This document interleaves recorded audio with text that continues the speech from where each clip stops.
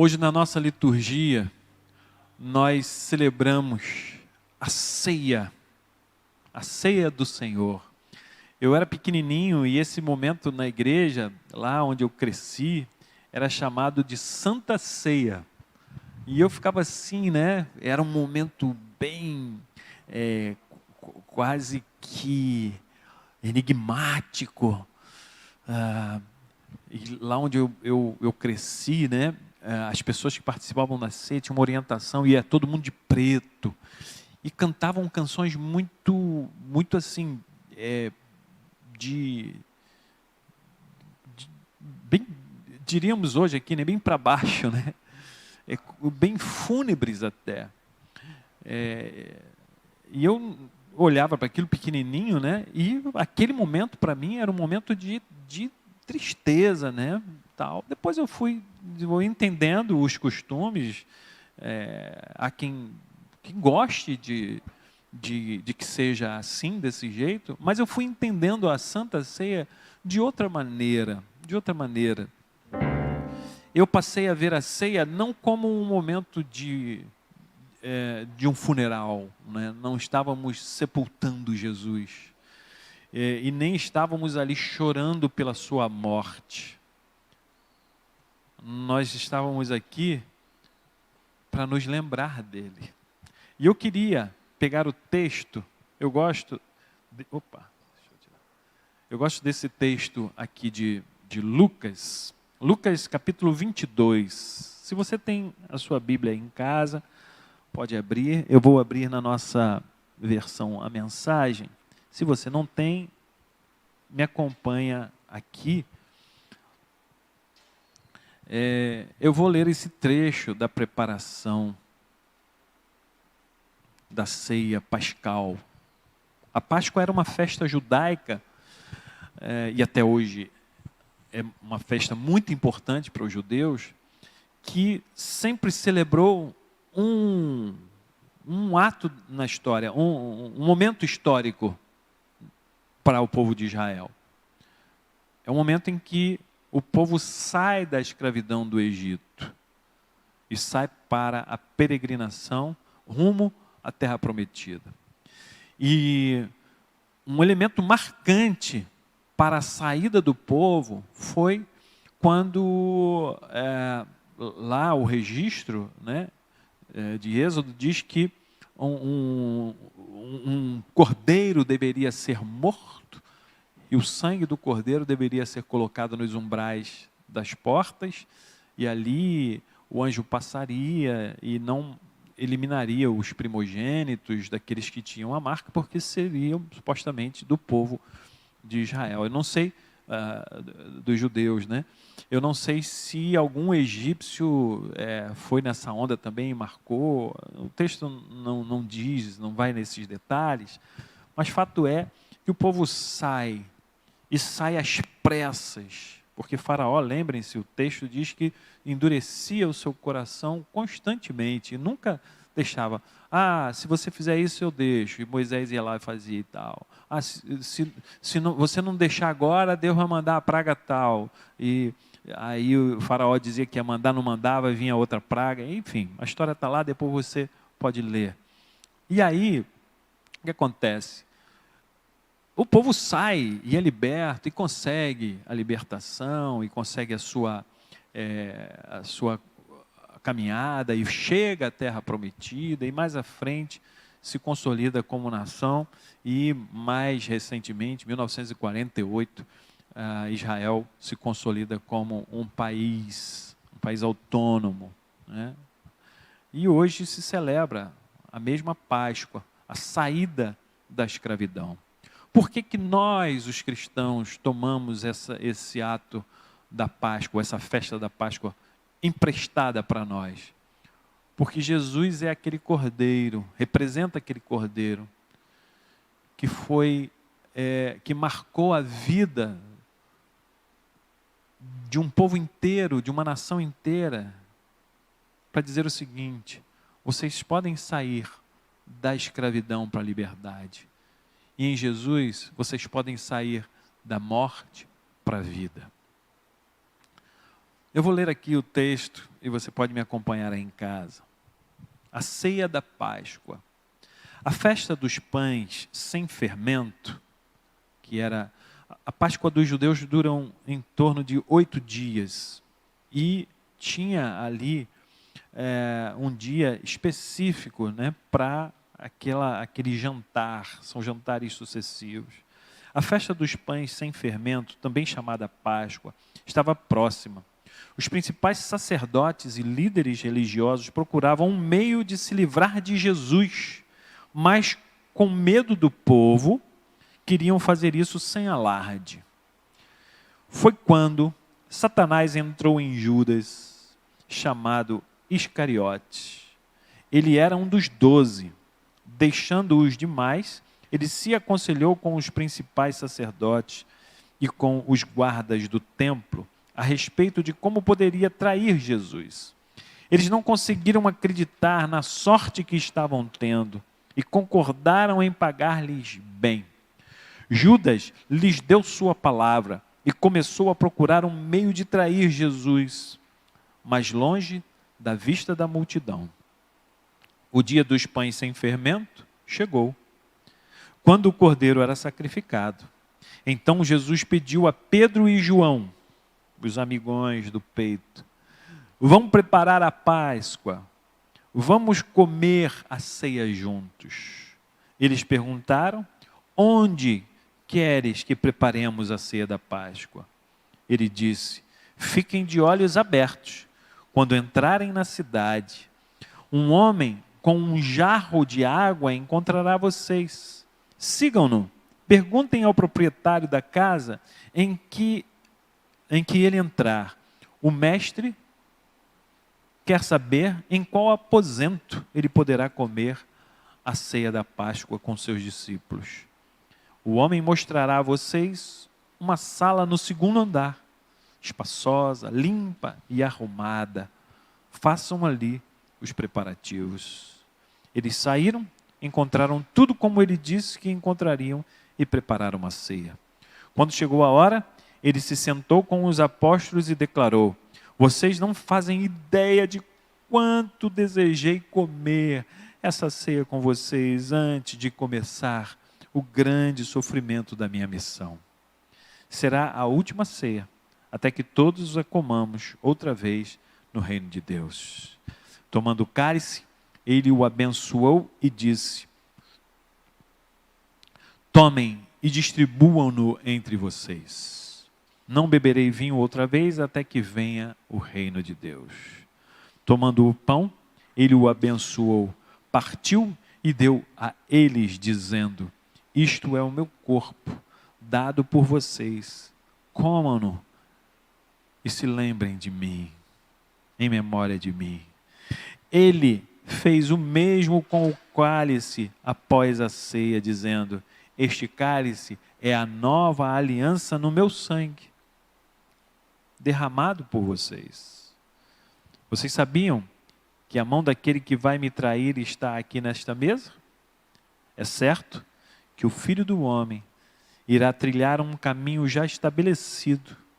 Nenhuma surpresa, mas para aquele que o entregar será uma desgraça, pois ele é nada menos que o traidor do Filho do Homem. Imediatamente, começaram a suspeitar um do outro e perguntaram um ao outro quem estaria prestes a fazer aquilo. Aqui está descrita uma cena muito interessante. A cena em que Jesus, ele aproveita a festa da Páscoa e justamente naquele tempo, e é muito interessante porque a figura do cordeiro é muito importante para os judeus. E parece que Jesus faz uma associação dessa figura conhecida e de certa forma guardada com uma das figuras mais importantes da Páscoa judaica, representando essa libertação prometida do povo. E Jesus se apresenta na Páscoa para esse momento tão difícil, de tanta dor pela qual ele vai passar, e se senta ali fazendo a última refeição com os seus discípulos. Ele vai e chama Pedro e João, como o texto diz, para encontrar um lugar. Primeira coisa, Jesus estava entre amigos. Para mim, a ceia, ela nos remete a essa figura da amizade. Não é um tempo de uma liturgia fúnebre. Para mim, eu não gosto, eu prefiro celebrar a mesa dos amigos, porque eu acho que aí está o grande sentido da mensagem de Jesus. Aliás, esses discípulos aos quais ele chama de amigos. Eu não chamo vocês de servos, vocês são meus amigos. E é a esses amigos que Jesus, no último momento, no momento da sua última refeição, os momentos que antecedem a sua traição e depois a via crucis, a sua morte, e posteriormente a sua ressurreição, nesse momento ele se agarra com seus amigos. E eu faço lembrar aqui uma palavra do provérbio, que diz, em todo tempo amo um amigo, provérbio 17, e na angústia se faz um irmão. E há outro provérbio que diz, quem encontra um amigo, acha um tesouro. Jesus tem esses tesouros e se apega a esses seus amigos no tempo mais difícil da sua caminhada. Esse era Jesus. Como é importante termos amigos. E aí manda Pedro e João irem lá encontrar lugar. Vocês encontrarão um homem que vai estar com um jarro na mão e tal. E onde ele entrar, vocês entrem e perguntem a ele, olha, o mestre quer ceiar aqui, onde vai ser? E ele vai conduzir vocês ao andar de cima. Fiquem comigo aqui nessa figura, o andar de cima. Será que é por acaso que esse pequeno relato está aqui nesse texto? Pode ser. Mas isso me captura toda vez que eu leio, porque dá a impressão que quando a gente encontra com Jesus, quando a gente encontra com a sua mensagem, com aquilo que representa a sua vida, representou lá e representa até hoje. Se a gente continuar no mesmo andar, a gente não vai entrar na festa com Ele. A gente não vai sentar como amigo do lado dele. Parece que a gente tem que subir um degrau. E aqui, já digo, não estou me referindo a essa série de pesos, de mandamentos, que aliás Jesus foi contra isso. E ele denunciou isso. Vocês, os escribas e fariseus, vocês colocam fardos pesados sobre os ombros das pessoas com a sua religiosidade, com esse bando de mandamento que só diz daquilo que está do lado de fora, mas do lado de dentro vocês são como sepulcros caiados, estão podres. Jesus denuncia esse negócio. E Jesus, ele nos apresenta aquilo que de fato faz sentido. Não é o ritual, não é a coisa do lado de fora, não são ensinamentos meramente externos. Mas quando aprendemos de Jesus, o que Ele nos ensina é aquilo que está aqui dentro. São atitudes internas que fazem toda a diferença. E subir um patamar não significa a gente estar moralmente habilitado, de não termos pecado. Pecados que são estigmatizados, que são mais categorizados na nossa sociedade. Isso vem a reboque. A moralidade, os bons costumes, a ética, vem a reboque de uma coisa, de um coração que tem uma atitude voltada para fazer o bem porque ama. Quem quer cear com Jesus e fazer parte da sua mesa e sentar ao seu lado como amigos, precisa subir um andar, sair desse andar de baixo, do andar da distração, da falta de consciência, de não perceber a vida, de não ser aberto para se sensibilizar àquilo que está aqui do nosso lado. Subir mais um degrau é olhar para si mesmo com o que a gente chama na meditação, né? Seja gentil, com gentileza, seja gentil consigo mesmo, seja gentil com o outro. E aqui eu abro um parêntese. Quando eu falo de gentileza, eu falo dessa nossa capacidade de estender a mão com doçura e consideração àquele que está do nosso lado. E com doçura e consideração a gente mesmo. Subir mais um degrau para estar com Jesus é se abrir para amar. Aliás, o que ele ensinou além disso? Jesus nos chama e nos ensina somente isso. E aqui o texto diz que os discípulos foram, encontraram a casa, encontraram o andar de cima e ali prepararam a mesa. E ali prepararam a ceia. E Jesus se senta com os discípulos. Mas estava lá o traidor. Mas o traidor estava lá. Mas ao traidor não foi negado o olhar caridoso, acolhedor, amoroso, solidário de Jesus. O traidor estava lá, sentado à mesa, e Jesus não negou isso a ele. Que coisa, fico me perguntando aqui, quem é que poderia ter essa atitude de chamar para sua casa, para sua mesa, uma pessoa que ele sabia que iria lhe trair? Jesus nos ensinando a acolher a todos. Sabe-se lá, Judas tem a sua história. E é curioso que não vão ali para aliciar Judas. Aqueles principais lá do Sinédrio, do templo, as pessoas que estavam incomodadas pela mensagem que Jesus passava com a sua vida, com os seus milagres, com os seus atos, com as suas posturas, não estavam lá, não foram atrás dos discípulos. O texto diz que Judas foi procurá-los.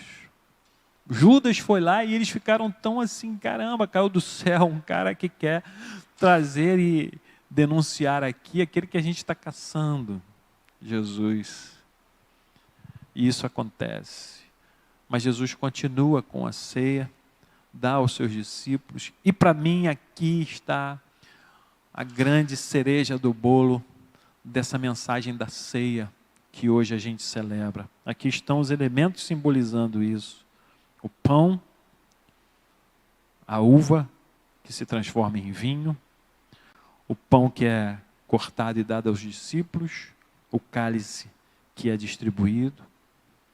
Mas para mim a grande mensagem é quando Jesus diz: todas as vezes que vocês fizerem isso, todas as vezes que vocês pensarem em libertação, todas as vezes que vocês pensarem em vida, todas as vezes que vocês se sentarem para comer aquilo que sustenta a vida de vocês, se lembrem de mim. Façam isso em memória de mim. E não é apenas uma lembrança para a gente dizer assim: ah, Jesus desistiu. Ah, Jesus viveu. Ah, Jesus é o Salvador. Ah, Jesus morreu na cruz. Ah, Jesus ressuscitou. Não. Jesus estava dizendo: se lembrem de quem eu sou. Se lembrem de mim, aqui e agora. Se lembrem que eu vim aqui para dizer para vocês se amarem. Eu vim aqui para mostrar que há como viver uma vida nesse mundo fora de vocês mesmos. Será que o grande pecado da nossa existência não é a gente se perder do alvo de olhar para Jesus e encontrar esse amor de Deus, olhando só para nós, olhando para o nosso umbigo? Será que o grande pecado não é a gente ficar alimentando esse ego e os desejos do ego que nos faz consumir tudo e todos para o nosso próprio bem? Será que não é esse narcisismo de achar que o bonito sou eu? Então tudo quem tem que me alimentar, todas as pessoas têm que me servir, o mundo me deve, porque no fundo, eu sou a pessoa mais importante dessa existência. Jesus nos ensina que só há um caminho para a vida boa. Só há um caminho para a vida boa. É olhar para Ele e ver como Ele nos ensina a viver essa vida, que é tão simples, e como já dizia Jung, a simplicidade é a virtude a ser perseguida e a mais difícil, talvez, de ser executada. A mensagem de Jesus é tão simples, mas tão difícil. Quando vocês viverem, não vivam para vocês mesmos. O reino de Deus é um reino onde as pessoas só vivem porque existem outras que são tão importantes como elas. Jesus nos mostra que Deus quer nos fazer encontrar isso, viver como uma família. O que é uma família? E a gente tem as nossas representações, a gente tem as nossas realidades de famílias, mas eu diria uma família perfeita, a família onde está sentado lá todo mundo que compõe a casa, e todo mundo se olha com um olhar acolhedor, com um olhar abraçador, com um olhar, sabe, do frio daqui da barriga, pela presença do outro. Ah, se a gente pudesse viver assim com todo mundo. A utopia, pastor, é sim, é verdade. Mas utopia não é uma coisa impossível. Utopos, o não lugar, aquele que ainda não existe, mas pode ser construído. Eu quero dizer que Jesus, Ele construiu isso com os seus discípulos, com as suas discípulas, com as pessoas com as quais Ele convivia. E talvez para mim, o grande sonho de Jesus seja esse, de nos ver viver como família, que seja capaz de olhar para aqueles que estão dentro da nossa casa e para aqueles que estão fora da nossa casa, aqueles que a gente nunca viu e aqueles que a gente nunca vai ver como parte da gente. Se lembrem de mim, se lembrem do que eu ensinei para vocês. Se você tiver dificuldade de imaginar agora, eu te aconselho, dá uma lidinha lá em Mateus 5, por ali, vai seguindo o Sermão do Monte, vai lendo as bem-aventuranças. Bem-aventurados vocês que choram, porque vocês serão consolados. Não perderam a sensibilidade, por isso choram. Bem-aventurados os mansos de coração, aqueles que consideram as questões sem essa ira, eu não sei nem dizer essa palavra, né? Com iracundade, que eu ia dizer. Aqueles que são capazes de caminhar com o outro, considerando o outro, com empatia pelo outro. Bem-aventurados os puros de coração, porque verão a Deus. Aqueles que não injetam veneno, aqueles que não estão carregados de preconceitos. Felizes são aqueles que não têm reservas mas se abrem para confiar que lá do outro lado tem um ser como você, que é capaz de errar como você e acertar. E bem-aventurados, felizes, felizes aqueles que se lembram de Jesus, mas principalmente, não somente que ele era um cara, mas que ele é um cara, ainda hoje, que nos ensina com a sua vida, com as suas falas, com as suas atitudes, com o seu olhar, tanta coisa para nós.